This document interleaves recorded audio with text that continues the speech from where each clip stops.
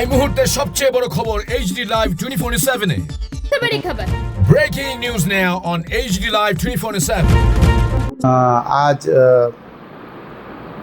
8/7/2026 ইংরেজি তারিখ বিকালবেলা আমাদের আগরতলা জিআরপিএসের সাব ইন্সপেক্টর SI মঙ্গল দেববর্মা নেতৃত্বে একটি টিম আমাদের আগরতলা প্ল্যাটফর্মে চেকিং করতে বেরোয় রেল স্টেশনে। যখন বেরোয় তখন হঠাৎ করে লক্ষ্য করে একটি বহিরাজ্যের যুবক একটি ট্রলি ব্যাগ এবং একটি কালো রঙের হ্যান্ডব্যাগ নিয়ে সাসপিশিয়াসলি আগরতলা রেল স্টেশন থেকে সে বেরিয়ে যাওয়ার চেষ্টা করছে।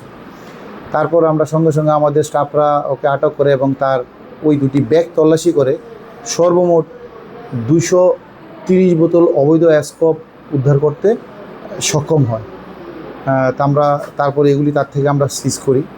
এই অ্যাসকপগুলোর বর্তমান কালোবাজারি মূল্য হবে প্রায় 4 থেকে 5 লক্ষ টাকা।